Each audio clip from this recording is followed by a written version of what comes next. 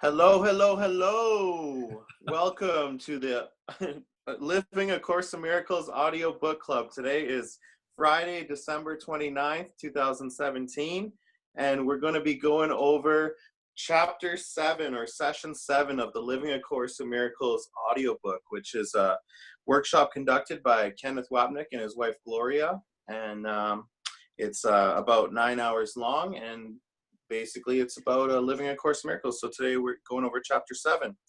My name is Christian Stanbury. I'm in Calgary, Alberta, Canada, and I'm really excited about today's call because I find chapter 7 really interesting. It basically talks about the descent down the ladder of separation that the ego has sort of led us down. So let's start how we start all calls. Everyone state your name, your location, and why you're excited to be here today. This is Jared Krebs. I'm calling in from Salt Lake City, Utah, and I am excited because I am here with my parents in their very house doing the call in the flesh, quote unquote, while we appear to be here. And chapter 7 really blew my mind and gave me a much deeper understanding of how this whole thing seemed to occur. So I'm excited to discuss that, especially the different stages of the devolution of self. And anyway, so I'm excited to talk about that. Awesome. Okay, Randy Krebs, also from Salt Lake City, Utah. Just glad to be with my son during this holiday season, my son and his wife, and of course all the grandchildren's and this beautiful lady here. Yeah, just didn't get all through chapter 7, so I'm just here observing today. Cool. Okay, I am Viola Krebs. I am the mother of Jared and the wife of Randy in Salt Lake City, Utah. And I really like chapter 7 because it really explained the capital S and the small s, and in a different way that describes the rungs on the ladder and how we keep going down, and how he explains the ego's plan. And I just want to hear what everybody else has to say about it. This guy knows the ego's plan, man. All right. What about you, Nathan? Hello, this is Nathan Lively. I'm in Minneapolis, Minnesota, and I'm excited to be here to forgive you all. Yay. Thank you. Thank you. Yeah, awesome. Thank you, brother. Yeah, that's perfect, Nathan, because that's what all Course in Miracles meetings are for. That's what everything is for forgiveness, It's not just merely an intellectual feat. It's to practice forgiveness day in, day out, every moment, every second of every day, all the time. So that's amazing. Thanks, Nathan. What I got out of chapter 7 was, as you know, Ken Wapnick goes into sort of the devolution of, like, we start off where heaven is, perfect oneness, into eternity where all is one, absolute perfection. So the Course is a non-dualistic thought system. So I'm going to read this thing from Ken Wapnick's Journey Through the Workbook, Level 1, the Oneness of Heaven. The fundamental premise of A Course in Miracles is the oneness of God. Heaven is not a place nor a condition. It is merely an awareness of perfect oneness and the knowledge that there is nothing else, nothing outside this oneness, and nothing else within. This perfect oneness is the prime characteristic of the Course's view of reality. What establishes it as a non-dualistic thought system. God and his Son are totally one with no differentiation possible between them. Thus, we read in the workbook, God makes no distinctions in what is himself and what is still himself. What he creates is not apart from him, and nowhere does the Father and the Son begin as something separate from him. So into eternity, where all is one, there crept a tiny mad idea at which the Son of God remembered not to laugh. In his forgetting did the thought become a serious idea, impossible of both accomplishment and real effects. So everything's perfect oneness. That's what's real. Everything else is false. Nothing real can be threatened. Nothing unreal exists. But there seemed to be a tiny mad idea that we took so serious. And then the mind starts splitting and there's levels of amnesia as we go down. one thing that I thought that was really interesting, one of Ken's workshops is called Love and Be Silent, King Lear. Shakespeare's story King Lear. If you're familiar with it, it's about basically King Lear. He has 3 daughters, and 2 of his daughters are on one side, and one of his nice daughter Cordelia is on the other side. He asks them, what do you think of me, basically? And this is sort of representative of the first split, where we were the decision-making mind, sitting as sort of like a judge, and we heard the ego's case. The 2 daughters, oh, you're wonderful, King, you're wonderful. They're really just full of you know what. And then, and it's interesting how there's 2 of them, because that's duality. And then we have like the one daughter, Cordelia, which is like the Holy Spirit, and merely says nothing, loves and be silent, you know.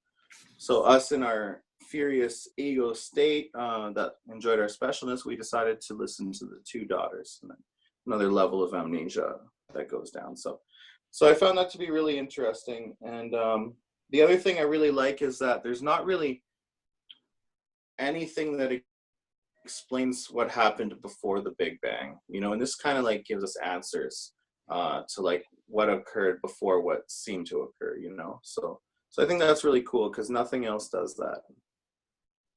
Right. I like that King Lear thing. What is that? Yeah, basically this is just one of Ken Wapnick's workshops. He has tons of them. This is one of my favorites. This is a DVD version of it.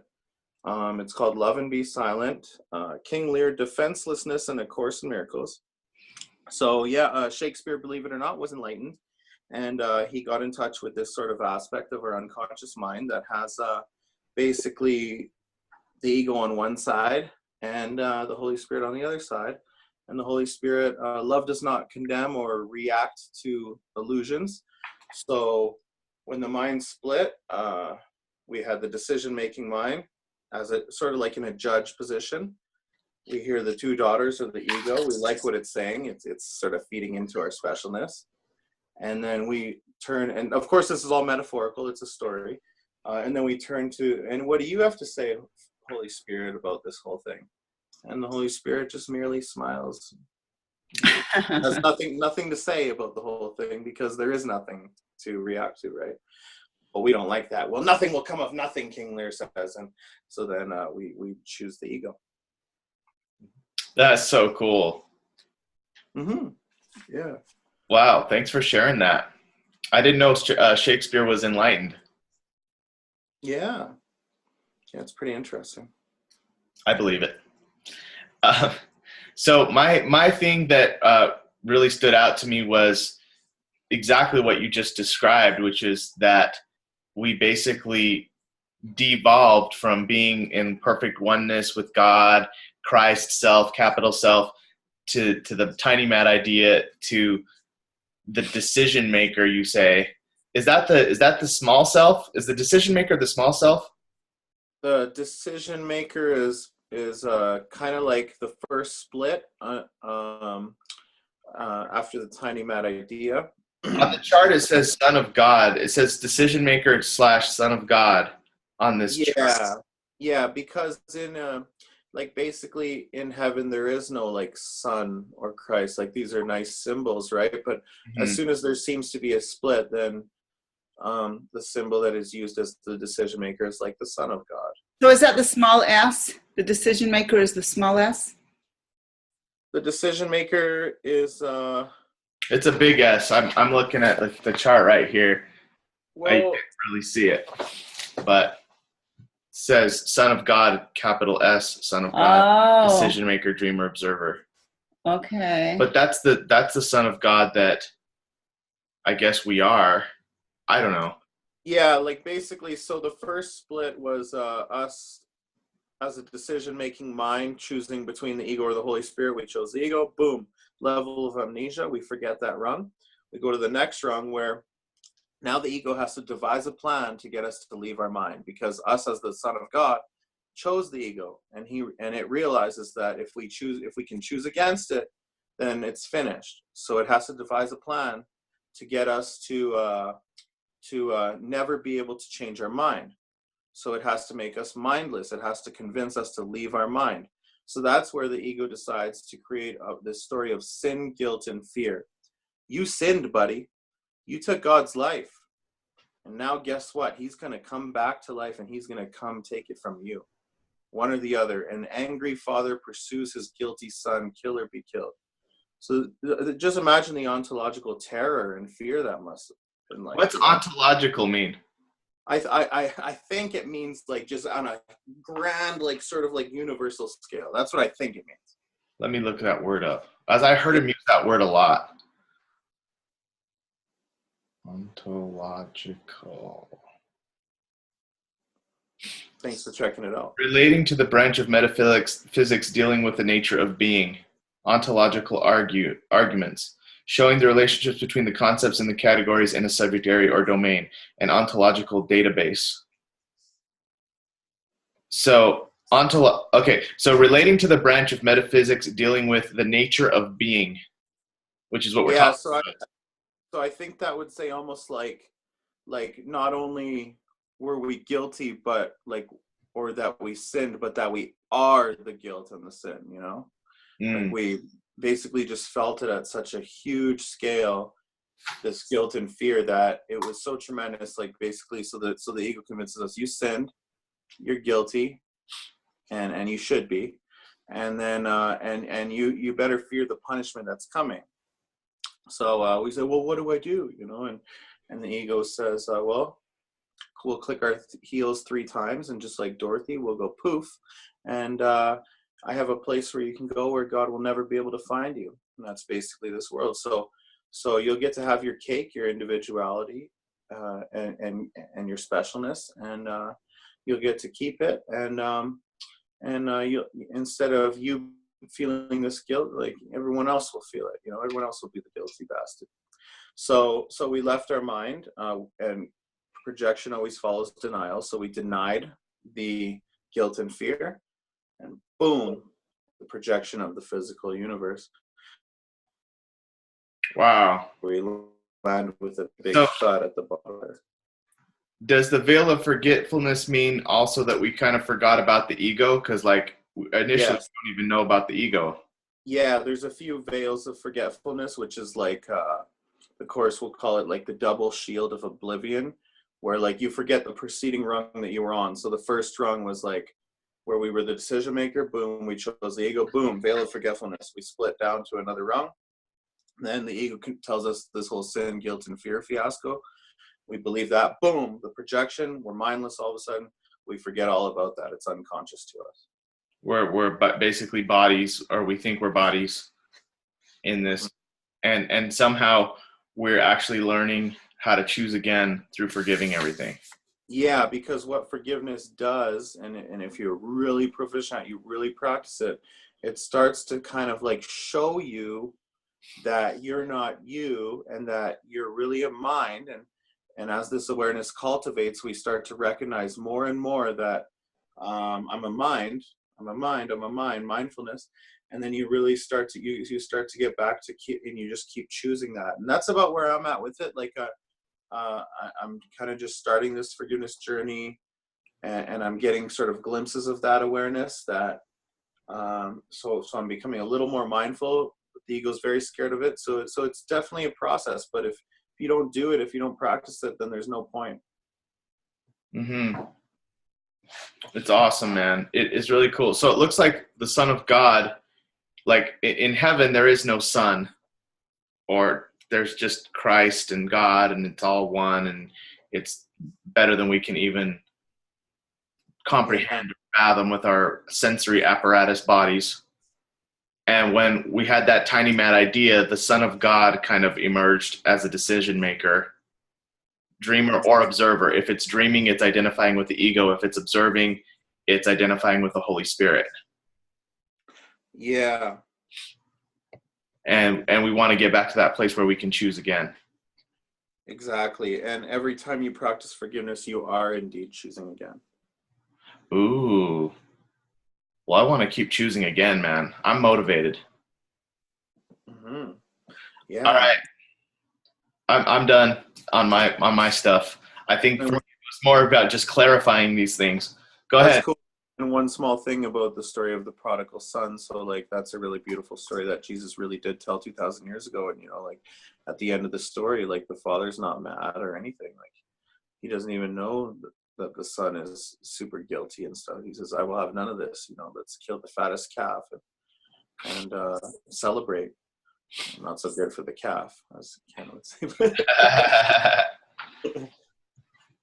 Yes, it's awesome, man. It's exciting. So, what's such a great audio. All right, Mom, Dad. For me, it was like a little confusing but it was helping to clarify some of these like decision maker, like where it really is placed in our Son of God, in the ego. And I'm still confused, actually. And the Holy Spirit is like over here, being like a separate. This sounds crazy, but I'm kind of like thinking, well, isn't that like dualistic? If you've got the Holy Spirit separate from the ego, like it's not like all one. Like, why am I thinking that way? It's just weird, isn't it? That's okay. Yeah, and it is just a story. It's just symbolic, but yeah, like it is weird, and it took me years and years and years to be comfortable with this too. But yeah, like the Holy Spirit basically is just your memory of it's your higher self. It's you, reminding you of who you are and where you really are. But yeah, that story it is a myth, and it is set up a certain way to just kind of like help us sort of understand how powerful our mind is, for one, and how when we make a decision, like all thoughts create form on some level and stuff. Yeah. Thank you. Yeah, that was helpful. Yeah, it was just interesting to hear how we descend the ladder and then you kind of don't really remember it. And I guess the next chapter will be as we ascend to undo the ego, we're going to start to ascend back up the ladder. Yeah, that's about all I have to say on that. Awesome. Yeah.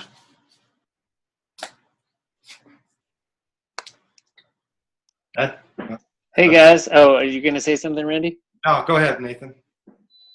Okay, I got a couple things I wanted to share with you guys. Number one, someone else. Oh, this is my favorite part. Someone else has to be wrong so I can be right, especially if they have authority over me. If I'm wrong, I disappear. That's true. Yeah, that was good. I remember that. I have that problem all the time. Yeah, so and it was funny that we just went to see Star Wars last night, and so I was thinking about Kylo Ren's authority problem, and he keeps talking about how he's got to get rid of the past, and part of getting rid of the past is getting rid of his parents. So he has to get rid of them so that they can't make him wrong anymore, I felt like. And I thought this, I don't know. Yeah. It's another good story of people having an authority problem. Yeah, that just jogged my memory on how the people having authority problem is a much deeper rooted. It's more deeper rooted than I thought. Like it's a very deep ego mechanism or defense that it's in everything. Everybody has, including myself. But that I see it, at least maybe I can have more compassion for it when people I'm leading in my business might not want to follow me or what I guide them on, Yes, great. And I guess it starts at the very beginning with, a lot of this chapter being about everyone being a victim. And so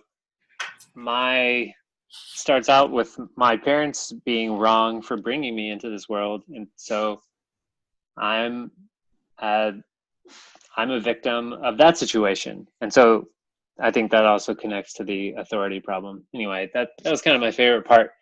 The other one I wrote down is, I exist because I killed God. Somehow he is back from the dead and he is going to kill me. And I think Christian already covered that a little bit, but that was the other thing I really liked. Yeah, that was pretty profound. How that God, I even wrote that down as well. It was we both cannot exist. It's either me or God. I believe my mind is a projection, but I guess that's all I wrote down on that. But it's either me or God. We both cannot exist. Yeah, and it's just so clear to me now that like that's kind of I think I've heard this for a long time, that like that is the source of all of our fear and like all this terribleness. But it's somehow hearing him say it, you know, several times in a row in this chapter made it finally, I think, a little bit more clear for me, like, that is the original story of fear, and that's what's behind everything. 100%. That's all I got. Thanks, guys. You're welcome. Hey, Nathan, what was that movie called again that you were just talking about? It's just an independent film called Star Wars. You guys probably haven't heard of it. Oh, okay. Yeah. Yeah, Star Wars. I tend to have the authority problem. In fact, I have like a knee injury going on right now, and I think that I sort of like conjured up this knee injury because of my authority problem at work, and I didn't feel like I was up to keep forgiving at work this time, and I think that I somehow like may have conjured this up unconsciously so that I would. Sure, you needed like a huge thing to make everyone else wrong. Mm-hmm. Yeah. You know, Christian, have you ever heard of that book, You Can Heal Your Life by Louise Hay? Yeah, I think I got it kicking around here somewhere. Oh, cool. It's a great book. It's a lot of affirmations and things like that. And it states that there's a subconscious reason why you or any of us get injured. And so, for example, if someone has like diabetes, their subconscious thing is like the sweetness of life. Cancer is resentment.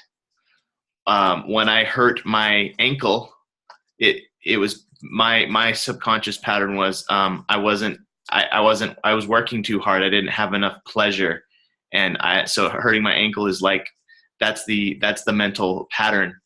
And knee problems, when you go look up in the book, it's actually the ego. Huh. It's crazy, yeah. But the thing I like about the book is it doesn't just leave you in the mess, like, oh, you got a knee problem because your ego, or you got this because of that. It gives you like affirmations and different magic to kind of help clear the injury. Oh, that's really cool. Thanks a lot. I think I'll look into that actually. Cheers. Oh yeah, 100%. Yeah, and it has some great stuff about feeling safe in the world, and just great thoughts to put in my mind whenever I have an injury. I go right to that book, like every time. Very cool. And moving to our forgiveness in the field portion of the call. Every moment, every second, every instant that each moment holds. Or actually, I think I skipped Mr. Randy. No, I didn't have a chance to listen to it this week, so I'm here observing and picking up all the nuggets from everyone else. Thank you. All right, no problem. So yeah, every moment, every second, choosing to apply and practice forgiveness, waking up with the conviction that I'm going to practice forgiveness today because it helps me be peaceful. And I think I just added in one of the forgiveness in the field, like this knee problem used to heal within 10 days. It's been over a month now, and it doesn't really feel like it's going to fix very soon, perhaps surgery, but I've been forgiving things that are attached to it. Like at work, I've been forgiving. I've been doing Gary Renard's meditation before bed, where you kind of like, it's in his third book, Love Has Forgotten No One, where he was actually recommending it for you, Viola, I remember. Yeah. I do that. 30 days. We do that. Awesome. Mm-hmm. Very cool. Yeah, and I've noticed for doing it for just 2 days, there is definitely some improvement. And then, of course, practicing the forgiveness on the things that I think are associated with it, like the knee itself, the pain. but also my bosses and stuff like that too. So. Oh, big time, bro. Big time. Mm-hmm. Great forgiveness in the field. Yeah. So for me this week in forgiveness in the field, I haven't really had anything like blatant. There hasn't been any huge, there really hasn't been like big ones, you know? I don't have like a great story for you today about something that really pissed me off like normal. Jared, this is why I come here. Well, geez, let me make something up. Just kidding. So I think though that some of the little annoyances that have I've had to forgive might have been, I guess one would be like a little less cash flow in our business in December. And so having to forgive the feeling of lack, and just, it's not like incredible lack, but there's lack a little, you know, and it's like forgiving the fear, forgiving the, just, I guess, like whenever the fear happens about like spending money or like thinking about cash flow, I've been like, not always successful, but sometimes I'll be like, okay, so this fear is actually, I decided to feel fear about this. I decided to, before this even happened, like I already made that decision. And so I just forgive it. I kind of say, I forgive it.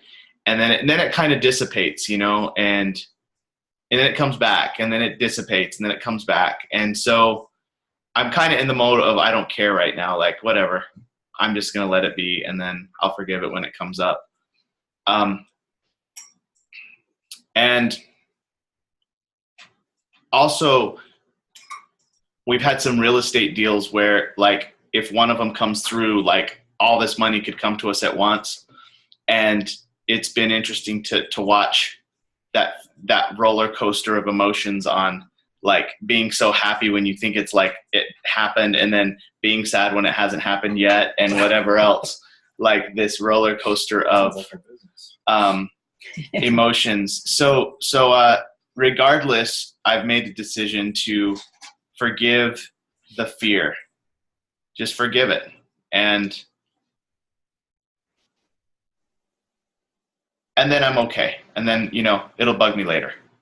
Good for you.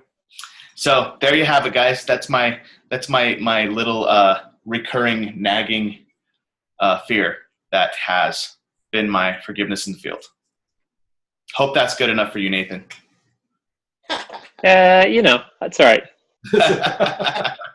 I forgive you.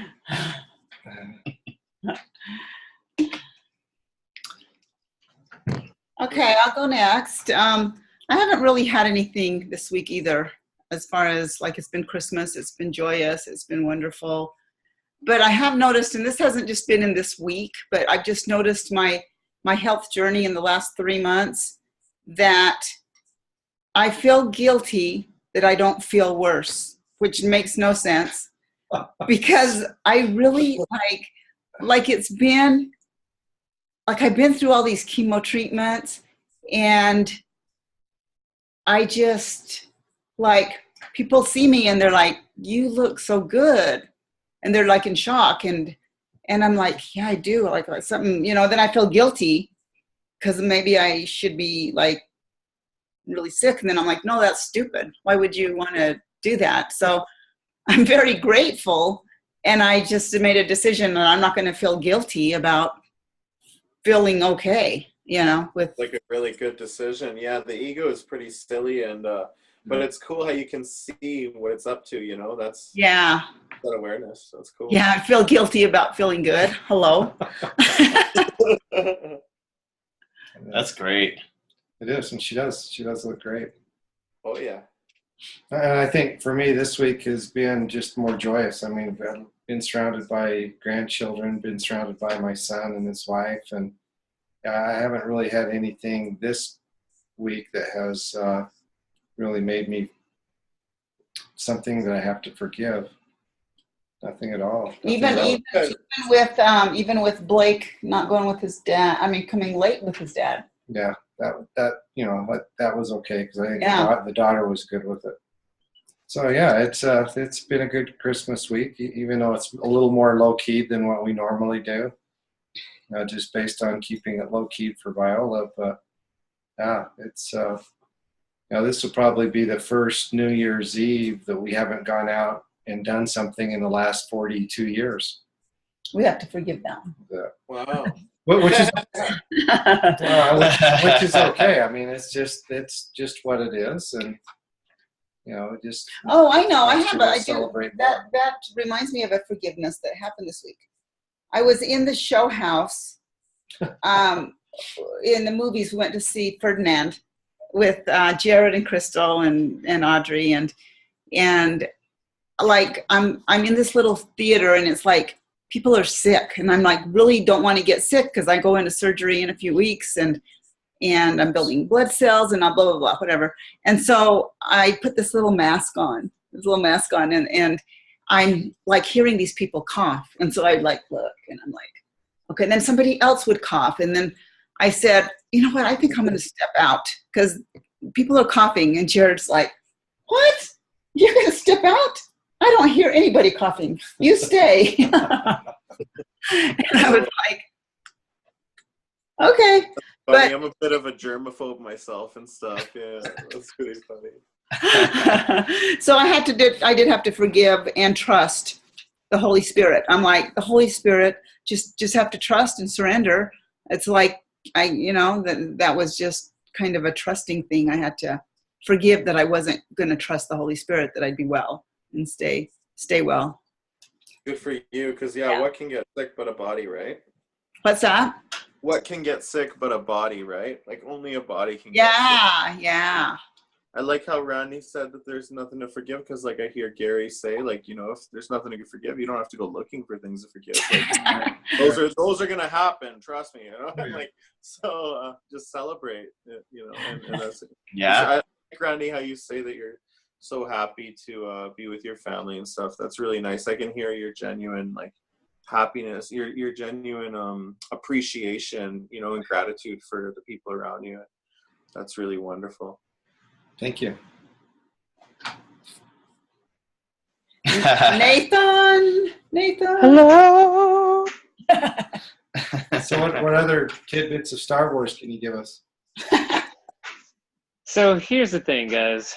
Go to the cinema and you're like, no problem. Never had a problem here. Then there's a long line. Oh, gosh. And then you miss your time. And then you have a huge forgiveness lesson. No, actually, it was totally fine. But yeah, that's what happened when we went to see Star Wars last night. Is there was a huge line.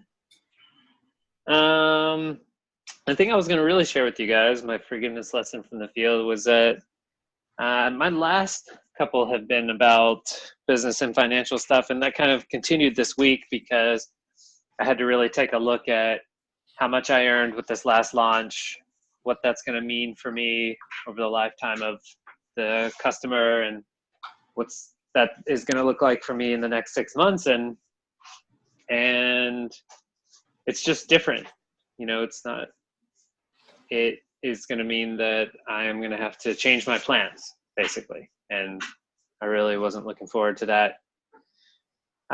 So that was really hard for me. And at the same time, I had to buy braces and spend a bunch of money on that. Mm.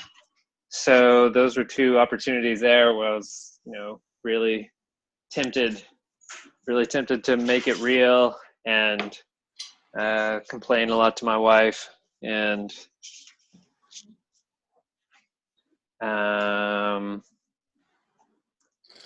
have to admit that it took me a while, like some of the stuff, at least a day sometimes, to the next day I would realize like, oh, I was making that really real. And then I would have to forgive it. But those are probably the biggest, or it felt like the most intense forgiveness lessons this week. Awesome. That's the good stuff, man. Yeah.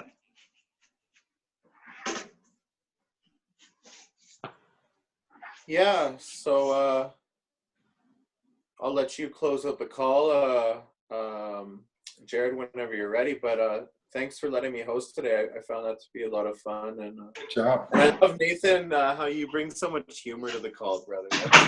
You're awesome. Oh my God, I'm glad you think I'm funny. I thought I was just being normal. Does somebody want to, I don't know if it's too long, but does somebody want to read the Christmas section of A Course in Miracles? I think it's like, a page. Go for it. Sure. Go for it. Do you have it? I don't have it in front of me, but I could definitely open it up. Somewhere in chapter 15. I didn't even know there was a Christmas section. Yeah, it's got the part where he says, make this year different by making it all the same. Christmas and the end of sacrifice. Did you find it?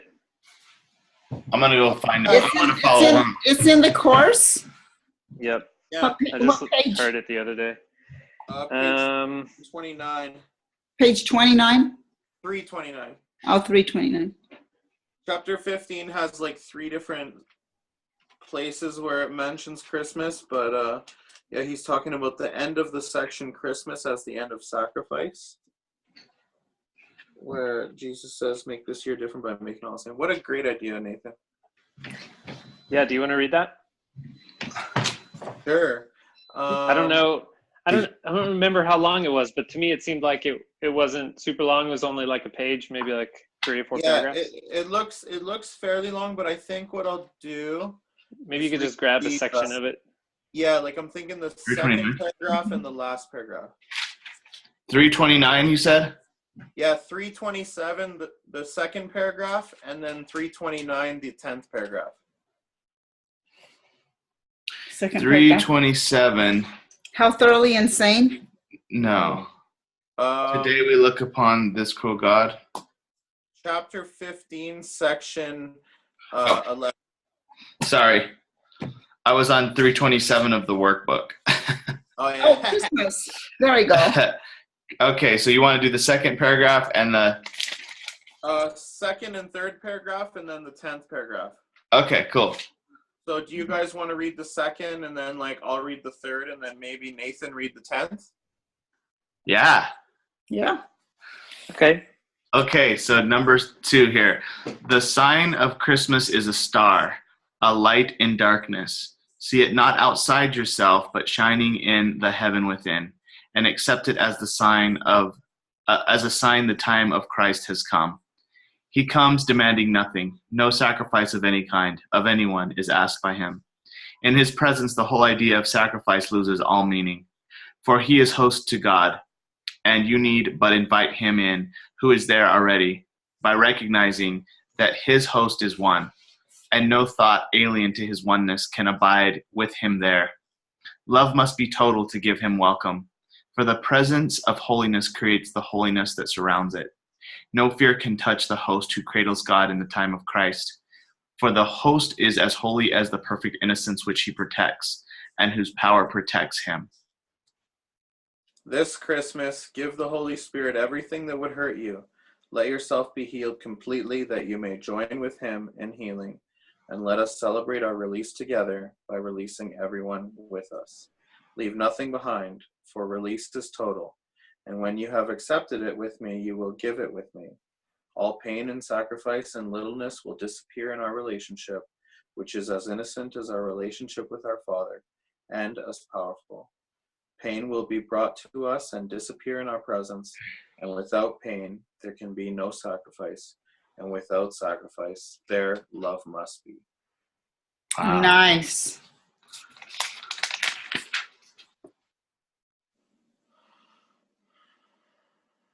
Is it me? Yes. If you want to read the 10th paragraph. Let's see. So I'm looking at where you just stopped, and that was paragraph 3. So I'm going to 10. Yeah. 8, 9. 10. This is the time? Yep. This is the time in which a new year will soon be born from the time of Christ. I have perfect faith in you to do all that you would accomplish. Oh, thanks. Nothing will be lacking, and you will make complete. Oh, wait. Nothing will be lacking, and you will make complete and not destroy. Say then to your brother, I give you the Holy Spirit as part of myself. I know that you will be released until I want to use you to imprison myself. Oh, wow. No, unless. Okay, good. I know that you will be released unless I want to use you to imprison myself. In the name of my freedom, I choose your release because I recognize that we will be released together. Wow. So will the year begin in joy and freedom? There is much to do, and we have been long delayed. Accept the holy instant as this year is born, and take your place, so long left unfulfilled in the great awakening. Make this year different by making it all the same, and let all your relationships be made holy for you. This is our will. Amen. Amen. Amen. That's awesome. Thank you, Nathan. That's a great idea to read this, especially on this call. Yeah. And I just want to add one more thing that just occurred to me when I was talking about my things to forgive with the feeling of lack and scarcity, is when I remember that God's love is perfect, and there can be no scarcity in fullness. There can be nothing missing in wholeness. Like that peace is such a tremendous peace that nothing can ever shake that away. And so I've been just zeroing in on that piece, and then taking action, for the rest of my day when I can for my business or whatnot. So it's just like not a problem. It's like, okay, there's the fear. This is like a major thing for me to overcome in this lifetime. This is a major thing for me to forgive. This is a huge opportunity for me to forgive and forgive and forgive. And I'm going to treat it as such and just focus on the peace of God that's within me. And then, yes, still continue to take action. And like you said, make changes and whatnot. Awesome. All right. That's all I got, guys. Nathan or Christian, you want to close out the call? Yeah, I don't really know how to, but thanks everyone for being here. Thank you for letting me host, and it was a really fun experience. And Merry Christmas, everyone. Happy New Year. And let's just keep plowing away at that ego. That's right. All right. And we'll be back January 5th. Same Right bat time, same bat link. Chapter All right. 8. Chapter 8. Guns. Awesome. Guns. Session. Thank you, Christian. Thank you, Nathan. Thank you, Mom and Dad. Thank you, Jared. Welcome. Thank you. Good Good job. night, everyone. Oh yeah, let's end the call like we end every call. Everyone, turn off your mics and say good night and God bless. Good night and God Good bless. night and God bless. I guess. All Bye-bye. right.